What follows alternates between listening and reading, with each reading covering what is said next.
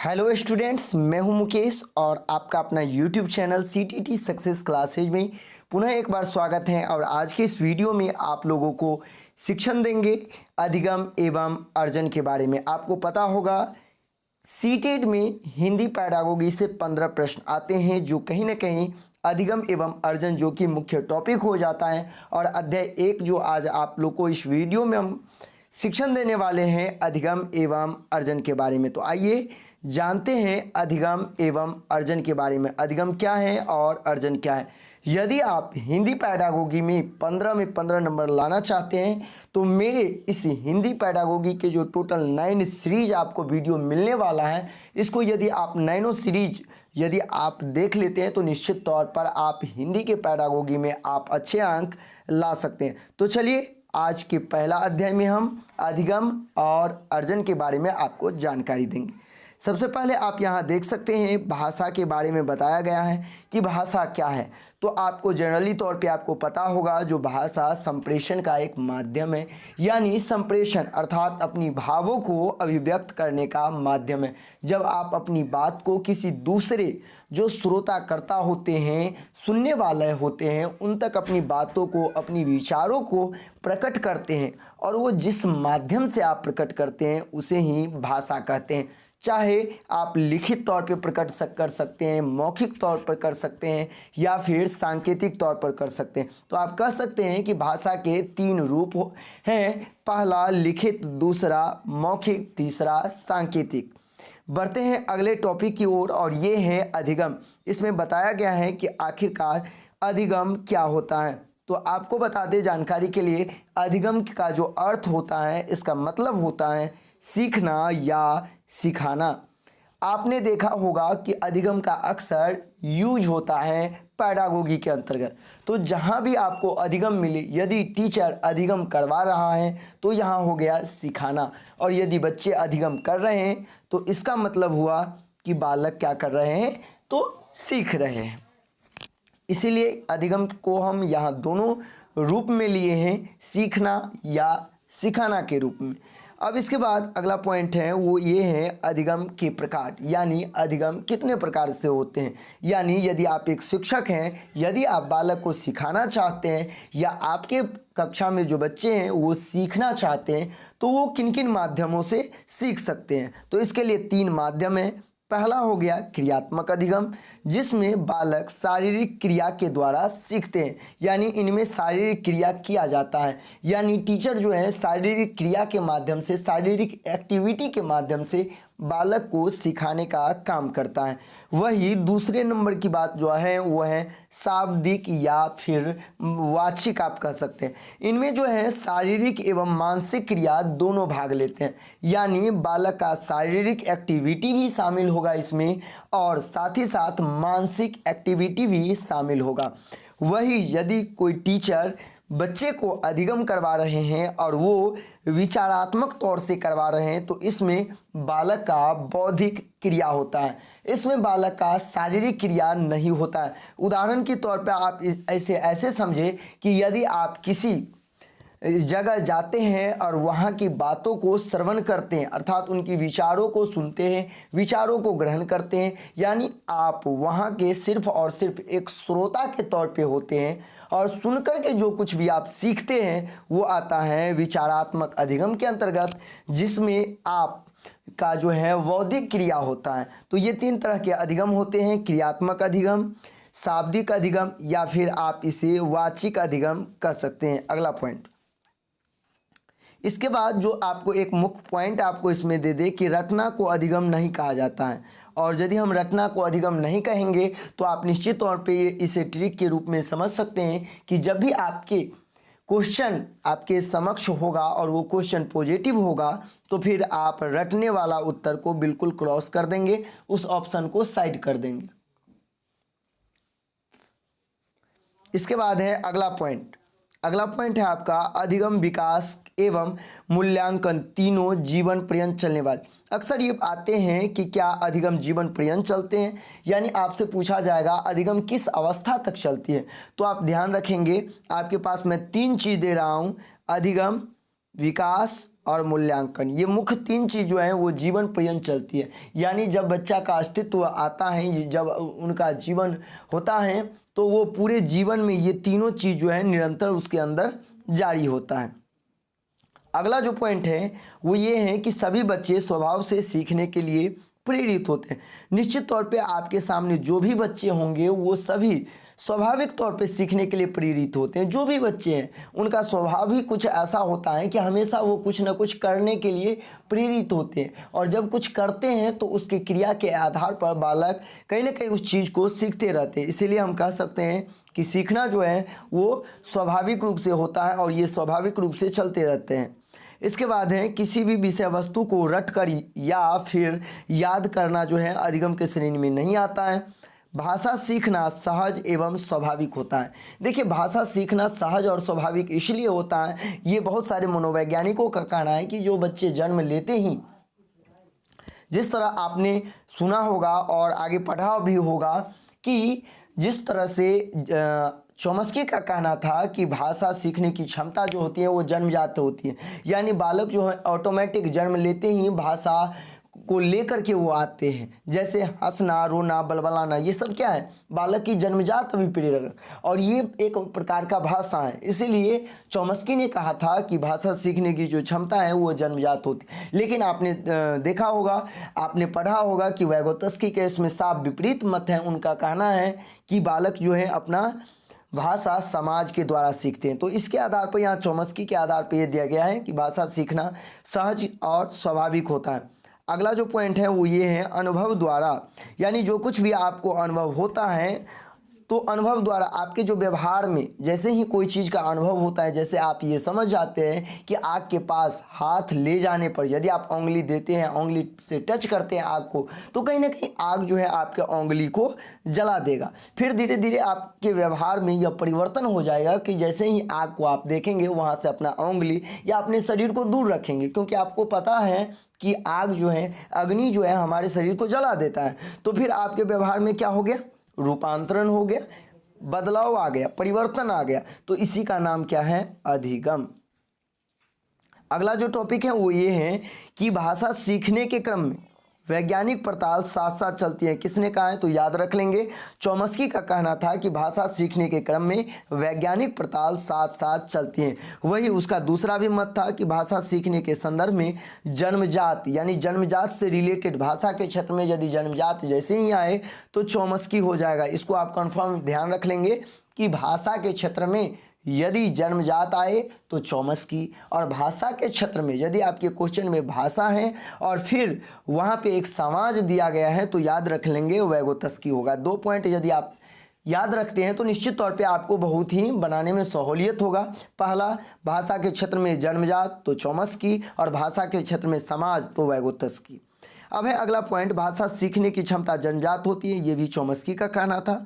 आगे है भाषाई योग्यता एक कौशल है। सही बात है, यदि आप भाषाई के क्षेत्र में भाषा की योग्यता आप अपने पास रखते हैं तो कहीं ना कहीं भाषा के क्षेत्र में आप कुशल हैं, निपुण हैं। और इसके 4 कौशल हैं जो कि आप स्क्रीन पे यहाँ देख सकते हैं। सु से सुनना, बो से बोलना, प से पढ़ना, ली से लिखना। इसे आप सुबोपली के नाम से भी याद रख सकते हैं, ठीक पर, सुनना, बोलना, पढ़ना और लिखना। ये जो चारों हैं ये अर्जन के क्षेत्र में यदि हम बात करें तो ये क्रम से होता है, लेकिन अधिगम के क्षेत्र में जो है ये एक साथ होते हैं, क्रम से नहीं। बार बार अक्सर इस तरह के प्रश्न आते हैं और आप लोग दुविधा में रहते हैं। जब भी याद रखेंगे जो भाषा की जो कौशल हैं वो जब आपके साथ अर्जन लगा हो कि भाषा कौशल का अर्जन एक साथ करते हैं या क्रम से करते हैं, तो भाषा कौशल का जो अर्जन होता है वो एक क्रम में ही होता है। क्योंकि अर्जन जो होता है वो प्राकृतिक चीज़ है, वो आपको ऐसा हो ही नहीं सकता है कि कोई बच्चा पहले लिखना ऑटोमेटिक सीख जाएगा। और लिखना आपको पता ही है कि लिखना किसके अंतर्गत आता है, तो लिखना अधिगम के अंतर्गत आता है। तो इसीलिए आप इस चीज़ को ध्यान रखेंगे कि अर्जन के क्षेत्र में जब कभी भी होगा तो भाषा के जो कौशल हैं वो क्रमबद्ध रूप से चलेंगे, लेकिन अधिगम के क्षेत्र में जो होते हैं वो आपका कभी भी क्रम नहीं होता है, वो बिना क्रम का भी होता है, वो एक साथ सीखे जाते हैं। चलिए अगला पॉइंट है 2 कौशल, इसमें 2 पार्ट कर दिया है भाषा के कौशल को। पहला अभिव्यक्तात्मक कौशल जो कि आप यहाँ देख सकते हैं, दूसरा जो है आपका ग्रहणात्मक कौशल, वो भी आप यहाँ देख सकते हैं। तो अभिव्यक्तात्मक कौशल में जो आते हैं वो आपको बोलना और लिखना आ जाता है, जो कि आप यहाँ स्क्रीन पर देख सकते हैं। वही यदि ग्रहणात्मक कौशल की बात करें तो सुनना और पढ़ना। देखिए, यदि आप कोई चीज़ों को ग्रहण करना चाहते हैं तो उसके लिए आपको सुनना होगा, या फिर कहीं लिखी गई बातों को आप पढ़कर उसे ग्रहण कर सकते हैं। इसीलिए इसका नाम सुनना और जो पढ़ना है ये ग्रहणात्मक कौशल के अंतर्गत आते हैं। वही आपका जो बोलना और लिखना है वो कोई भी चीज़ आप बोलकर दूसरे को व्यक्त करते हैं, इसीलिए ये अभिव्यक्तात्मक कौशल के अंतर्गत आते हैं। चलिए हम बढ़ते हैं अगले टॉपिक की ओर, और अगला पॉइंट है कि बालक की प्रथम भाषा, हाव भाव, हंसना, रोना और बलबलाना। याद रखेंगे, और ये जो होता है वो सांकेतिक भाषा नहीं होता है बल्कि मौखिक भाषा होता है। तो आप ध्यान रखेंगे, जो प्रारंभ में बच्चा जो है सबसे पहले कौन भाषा का प्रयोग करते हैं, तो मौखिक भाषा का प्रयोग करते हैं। अगला पॉइंट है बच्चे जन्म से ही बहुभाषी होते हैं। बिल्कुल राइट है। और जहाँ भी इस चीज़ को आप याद रखेंगे ट्रिक के तौर पे, जब कभी भी आपको बहुभाषी दिखाई दे तो याद रखेंगे वहाँ संसाधन होगा। यदि आपके क्वेश्चन में कहीं भी बहुभाषी है तो आप सीधे तौर पे, यदि आपके किसी भी ऑप्शन में संसाधन लगा है तो बेहिचक आप संसाधन लगा देंगे। अगला जो आप क्वेश्चन है वो स्क्रीन पे आप देख सकते हैं। टॉपिक, सॉरी क्वेश्चन नहीं है, बहुत सारे क्वेश्चन को सॉल्व करते करते क्वेश्चन ध्यान पे रहता है, इसीलिए मिस हुआ है यहाँ। चलिए देखते हैं अगला टॉपिक क्या है। शास्त्रीय अनुबंध का सिद्धांत किसने दिया है, तो पॉवलोव ने दिया। और ये प्रयोग किस पे दिया था, तो आप यहाँ देख सकते हैं कुत्ता पर दिया था। याद रखेंगे, शास्त्रीय अनुबंध का सिद्धांत पॉवलोव ने दिया था, और इस सिद्धांत को क्लासिकल जो सिद्धांत हैं उसके नाम से भी जाने जाते हैं, क्लासिकल कंडीशनर। ये कौन हो जाएगा, तो पॉवलोव हो जाएगा। चलिए अब यहाँ है विकास के मुख्यतः 4 आयाम होते हैं। अक्सर आप सीडीपी में भी पढ़े होंगे कि विकास के टोटल कितने आयाम हैं, तो विकास के 4 आयाम हैं। यहाँ हम पढ़ेंगे विकास के कौन 4 आयाम हैं। तो सबसे पहला नंबर जो है विकास के आयाम वो है, आप देख सकते हैं शारीरिक विकास। दूसरा जो है आपका वो है मानसिक विकास। तीसरा जो है वो सामाजिक विकास है, और चौथा जो है आपका वो है संवेगात्मक विकास। मुख्यतः 4 विकास के आयाम हैं। वैसे आप ध्यान रखेंगे विकास जो होता है वो बहुआयामी होता है, तो आप लोग कंफ्यूज नहीं होंगे। जो सर बोले हैं विकास के सिर्फ 4 ही आयाम होते हैं, मैं नीचे स्पष्ट कर दिया हूँ कि विकास क्या होता है, बहुआयामी होता है। ये मुख्यतः जो मुख्य आयाम है जिसको हम इंडिकेट कर दिए हैं, लेकिन विकास फाइनली तौर पर जो है वो बहुआयामी होता है। भाषा का विकास खेलने से भी होता है, इस चीज़ को आप याद रखेंगे। पूछा गया क्वेश्चन है कि क्या भाषा के माध्यम से खेल का विकास होता है, तो बिल्कुल सही, चूँकि बालक के भाषा विकास में खेल का अहम योगदान होता है। बढ़ते हैं हम अगले टॉपिक की ओर, और इसमें है भाषा सीखने मातृभाषा की मध्यस्थता बनाए बिना। इस टॉपिक को आप देखेंगे यहाँ, भाषा सीखने में मातृभाषा का मध्यस्थता बनाए बिना दूसरे भाषा सीखने में सहायक होता है। तो ये जो जब आप कोई चीज़ को प्रत्यक्ष रूप से प्रत्यक्ष विधि के माध्यम, तो वहाँ मातृभाषा का मध्यस्थता नहीं बनाना पड़ता है। सिंपल तौर पे आप ऐसे समझिए कि आपके सामने यदि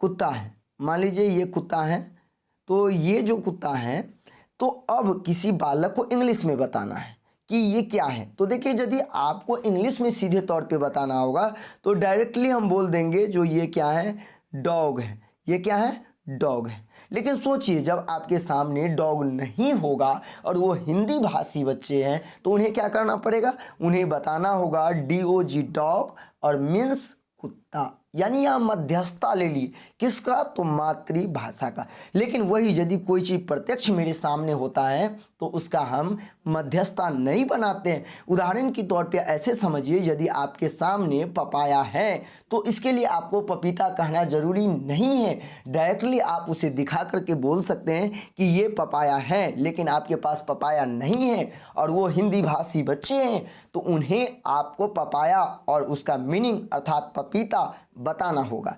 यही है मध्यस्थता। तो यदि आप प्रत्यक्ष विधि से बालक को पढ़ाते हैं तो वहाँ मातृभाषा की मध्यस्थता नहीं बनाना होता है। किसी चीज़ के बारे में जानना या बताना अवधारणा कहलाता है, अर्थात इंट्रोडक्शन कहलाता है। इसी के बाद अगला जो पॉइंट है वो वैगोत्स्की से रिलेटेड है और उन्होंने कहा था कि बच्चे जो हैं प्रारंभ में 2 प्रकार के बोली बोलते हैं, जिसमें पहला आत्म केंद्रित होता है, जो कि वो उनके, जिसे हम कह सकते हैं इसमें सेल्फ स्पीच, इसे जो है आप ऐसे भी समझ सकते हैं कि स्व केंद्रित भाषा यानी आत्म केंद्रित भाषा, प्राइवेट स्पीच आता है इस तरह से इंग्लिश में, और एक होता है समाज केंद्रित अर्थात सामाजिक भाषा। अगला जो पॉइंट है वो है भाषा सीखने को प्रभावित करने वाले कारक। तो इसमें आ जाएगा आपका परिवेश, रुचि, प्रत्यक्ष अनुभव, आत्मज्ञान, ये सब जो है आपके भाषा सीखने को प्रभावित करते हैं। लेकिन मुख्य रूप से जो भाषा सीखने को प्रभावित करते हैं वो 2 टॉपिक है, पहला आपका आनुवांशिकता और दूसरा वातावरण। इन दोनों का मेल जो है, जब कभी भी किसी चीज़ को प्रभावित करने की बात आएगी या उसके विकास की बात आएगी तो ये दोनों चीज़ आपको अवश्य आएगा, पहला आनुवांशिकता और दूसरा वातावरण। बढ़ते हैं अगले पॉइंट, और ये हैं कि जैसे जैसे बालक में विकास होता है वैसे वैसे बालक का शब्द भंडार बढ़ते जाता है। स्वाभाविक सी बात है, पहले बच्चे जो हैं प्रारंभ में कुछ शब्द को जानते हैं, धीरे धीरे और भी शब्द जानते हैं, धीरे धीरे और भी शब्द जानने लगते हैं, और जैसे जैसे उसका भाषाई विकास होता है बालक का शब्द भंडार बढ़ते चला जाता है। यदि हम बात करें संवेग की, तो संवेग व्यक्ति की उत्तेजित दशा है और रॉस ने इसे 14 भाग में भी बांटा है, मैकडूगल ने भी इसे 14 भाग में बांटा है। और यदि आपको पूछ दे कि मूल प्रवृत्ति का सिद्धांत किसने दिया है, तो मैकडूगल ने दिया है। तो इसी के साथ आपका अध्याय 1 खत्म हुआ। अध्याय 2 जो है हम अगले वीडियो में आपको जानकारी देंगे। यदि आप यह PDF नोट्स के तौर पर सभी सब्जेक्टों का आप पाना चाहते हैं तो मेरा व्हाट्सएप नंबर है 8873794919। इस पर आप मैसेज करके कुछ मामूली शुल्क दे करके आप सीटेट का ऑल सब्जेक्ट का आप पेपर 1 का नोट्स प्राप्त कर सकते हैं। पेपर 2 का नोट्स अभी बनना जारी है, इसीलिए वो आपको अभी उपलब्ध नहीं होगा। जैसे ही उपलब्ध होगा मैं आपको यूट्यूब चैनल के माध्यम से जानकारी दूंगा। यदि आप पेपर 1 का नोट्स लेना चाहते हैं तो इस नंबर पे आप मैसेज कर सकते हैं। मिलते हैं नेक्स्ट वीडियो में नए टॉपिक लेकर के। धन्यवाद।